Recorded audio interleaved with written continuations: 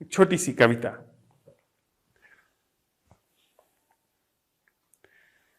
पुरानी कविता है, जब कविताएं आनी शुरू हुई थी उस समय यह पहली कविताओं में से है।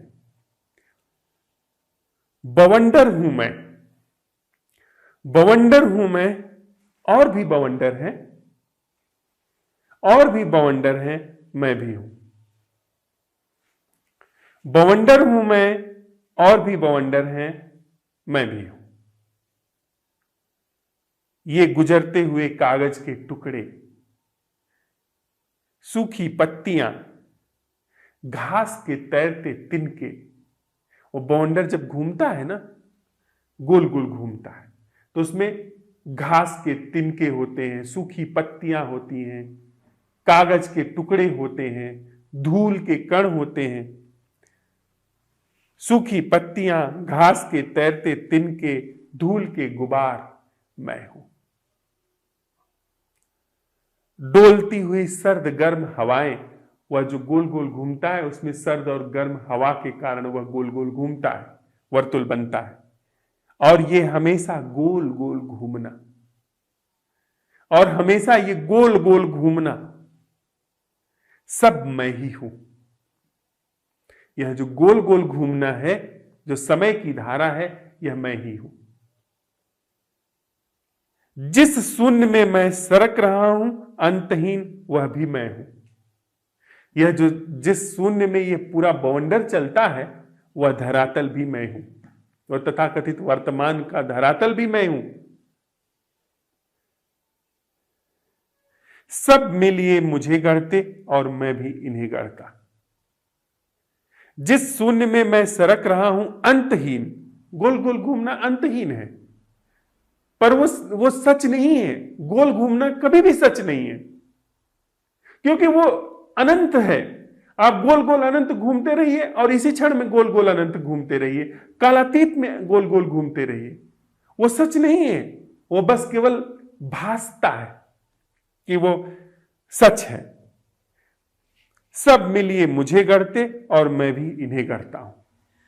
कविता कह रही है कि ये कागज के तिनके, ये कागज के टुकड़े, घास के तिनके, सूखी पत्तियां, सर्द गर्म हवाएं, ये पूरी मनुष्य चेतना में जो भी कुछ समाहित है, ये सारे ढर्रे, ये सर्द गर्म हवाएं जैसे बवंडर को गढ़ती हैं, ऐसे हमारे अंदर संस्कारों के ढर्रे, मैं का ढर्रा, मैं का ढंग, ये हमें गढ़ता है। बवंडर में आप खोजेंगे तो कुछ मिलेगा क्या? बवंडर की अपनी कोई सत्ता नहीं होती है। बवंडर में वह जो बवंडर है उसमें कुछ अपना नहीं है, उसमें सर्द गर्म हवाएं हैं जो मिल करके उसको गढ़ रही हैं। बवंडर आगे चला जाता है, सर्द हवाएं अपने में चली गई, गर्म हवाएं अपने में चली गई, तिनका उड़ करके तिनके में चला गया, कागज हट गया, बवंडर नहीं पाया गया। तो यह जो मैं है, यह, और देखने में आप देखिए तो कभी कभी रेगिस्तान में आप बवंडर देखिए तो वो कई कई 100 मीटर ऊंचे बवंडर उठते हैं, और इतने बड़े बड़े होते हैं कि पूरे के पूरे गांव को भी घुमा देते हैं। पूरे गांव के छप्पर उड़ जाते हैं, लोगों की छतें उड़ जाती हैं, इतने ताकतवर होते हैं। यह मैं इतना ताकतवर है, पर अपनी इसकी कोई सत्ता नहीं। यह समय का ढंग, गोल गोल घूमना, यह इसको बनाता है, पर असल में यह नहीं। जैसे बवंडर असल में नहीं है, बहुत सारी चीजें मिलजुल करके इसका निर्माण करती हैं। इस वजह से ऐसा यह मैं लगता है, यह बवंडर जैसा लगता है। और इस बवंडर को सम्यक रूप से देखना, बवंडर होकर के नहीं, बवंडर का हिस्सा होकर के नहीं, वह जो मैं है वह बवंडर का हिस्सा है। अगर मैं बवंडर को देखेगा तो कभी भी बवंडर से मुक्त नहीं होगा, क्योंकि मैं की क्रिया बवंडर की क्रिया है, बवंडर मैं की क्रिया है। दोनों अन्योन्याश्रित हैं, दोनों एक ही थैली के चट्टे बट्टे हैं।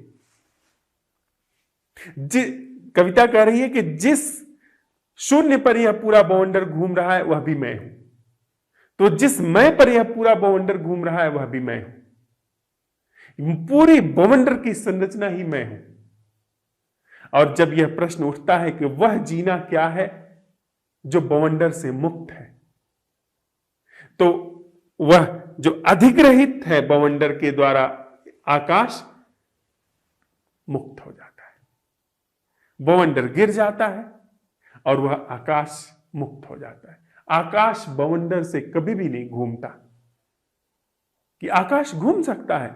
बवंडर जो इधर से उधर जा रहा है उससे कहीं आकाश घूम रहा है, आकाश कहीं आता जाता है, वह स्पेस थोड़ी मूव करता है।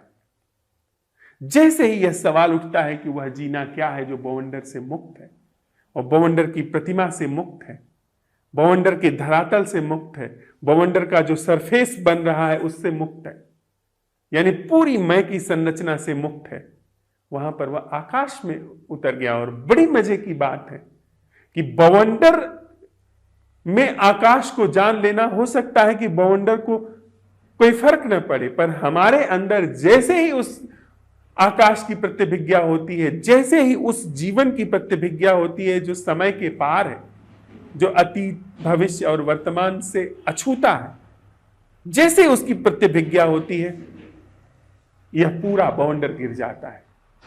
और इस बवंडर के गिरने में पूरी मनुष्य चेतना की क्रांति है। उस बवंडर में क्रांति है। उस बवंडर के सुख दुख पीड़ाओं और संतापों में एक नए तत्व का प्रवेश हुआ जो कि दुख से मुक्त है, जो कि दुख से सर्वथा मुक्त है।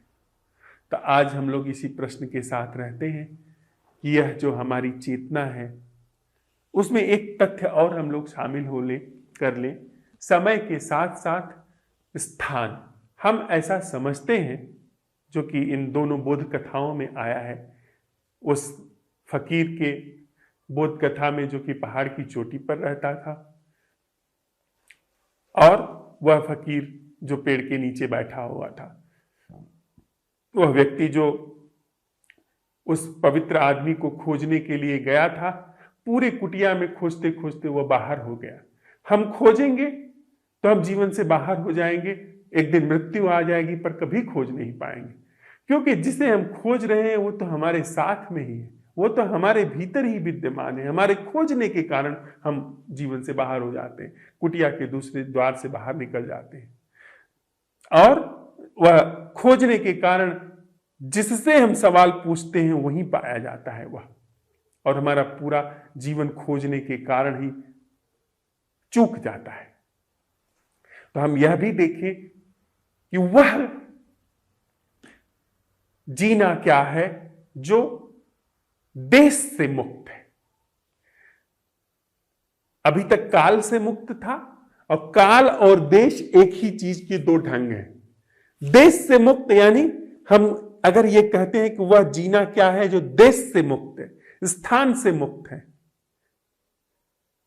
हमारा मन कहीं और है, अतीत में है, अतीत की चीजों में चल रहा है, या हमारा मन, हम यहां पर अभी हैं, हो सकता है कि हमारा मन बंबई में हो, कि बंबई में क्या हो रहा है। हमारा मन हो सकता है कि दिल्ली में क्या हो रहा है वहां पर हो। तो जब हम ये सवाल उठाते हैं कि वह जीना क्या है जो स्थान से मुक्त है, तो वहां से दिल्ली और बंबई में जो सरक रहा हमारा मन है, हमारा जीवन है, वहां से यहां आ जाता है, अभी और यहीं में आ जाता है। तथाकथित जो आध्यात्मिक लोग हैं वो अंतिम बात तक यही ले आते हैं ना कि राइट नाउ एंड हियर में जीना, अभी और यहीं में जीना। अभी और यहीं में जीने जैसी कोई चीज नहीं है। अभी और यहीं में जीने की अगर आप कोशिश करेंगे तो आप एक गहरे तनाव में बढ़ते चले जाएंगे, क्योंकि अभी जो धर्रा है वो कहीं और घूम रहा है, वहां से खींच करके आप सो कॉल्ड अभी और यही, उसी के विपरीत अभी उसी के विपरीत आप यही निर्मित कर रहे हैं। यही जैसी चीज का मतलब क्या है? यही जैसी कोई चीज नहीं होती। मैं के कारण जीवन यही सा लगता है। अगर मैं जैसी कोई चीज नहीं है तो यहां जैसी भी कोई चीज नहीं है। तो अगर आप ये सवाल उठाते हैं कि वह जीना क्या है, न कि यही जीना है, जहां हैं हम वहीं जिए, अगर ये सवाल उठाते हैं तो वही स्थिति होगी कि वर्तमान में जीना, यही जीना नहीं। यह प्रश्न नहीं, क्योंकि यह प्रश्न मैं के ही इर्द गिर्द बुना गया है कि मैं ही यहीं पर जीऊंगा। इसके बजाय यदि हम यह सवाल उठाते हैं, वह जीना क्या है जो स्पेस से मुक्त है, इसका उत्तर माइंड नहीं दे सकता, क्योंकि माइंड अधिकतम नाउ एंड हियर को समझ सकता है। जी नहीं सकता वहां भी, पर समझ सकता है कि नाउ एंड हियर, क्योंकि वो सापेक्ष क्रम में समझ जाता है। अतीत नहीं है, भविष्य नहीं है तो वर्तमान है, वहां नहीं है, वहां नहीं है तो यहां है, इतना समझ जाता है। इसलिए अगर आप यह सवाल उठाते हैं कि वह जीना क्या है जो स्पेस से मुक्त है, जो यही होने से मुक्त है, माइंड चुप, माइंड के पास इसका उत्तर नहीं है, और माइंड अपनी पूरी क्षमता के साथ वहां पर एक तरफ सरक गया। वहां पर नैसर्गिक जागरण पाया जाता है। अभी आप देखें, अभी आप पाएंगे इस प्रश्न के साथ ऑर्गेनिक अवेयरनेस का जन्म होने लगा कि वह जीना क्या है जो स्थान से मुक्त है, स्पेस से मुक्त है। यहीं पर वह जीना घटित होने लगा जो स्पेस से मुक्त है, क्योंकि स्पेस की पूरी संरचना सरका दी गई। स्पेस की पूरी संरचना का सरकना और मैं का सरकना, मैं का विसर्जित होना, यह दोनों ही घटनाएं एक साथ हुई। मैं और स्पेस एक ही थैली के चट्टे बट्टे हैं, जैसे समय और मैं एक ही थैली के चट्टे बट्टे हैं। वहां पर ऐसा जागरण, ऐसी खुमारी पाई जाएगी, पाई जा रही है, अगर हम इस प्रश्न के साथ में हैं, जो कि हमारे द्वारा निर्मित नहीं है। जो ऐसी खुमारी, ऐसा जीवन प्रवाह जो देश और काल से मुक्त है। आज हम लोग इसी प्रश्न के साथ रहते हैं कि वह जीना क्या है जो देश और काल से दोनों से मुक्त है। इस प्रश्न पर फिसल फिसल जाएंगे पांव, पर प्रश्न उठाएंगे हम, नैसर्गिक जागरण को अवसर देंगे, नैसर्गिक अन्वेषण को अवसर देंगे, तो नैसर्गिक अन्वेषण जिस चीज के कारण जो उत्तर लेकर के आएगा, उत्तर आने का मतलब है कि पैर फिसल गया।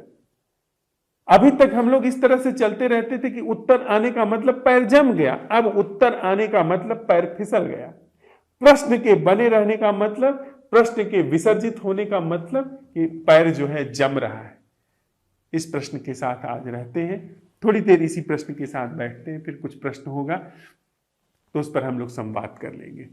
अन्यथा जो भी अवलोकन आएगा उस पर, उसको सुबह की बैठक में हम लोग साझा करेंगे। वह जीना क्या है जो देश और काल दोनों से मुक्त है।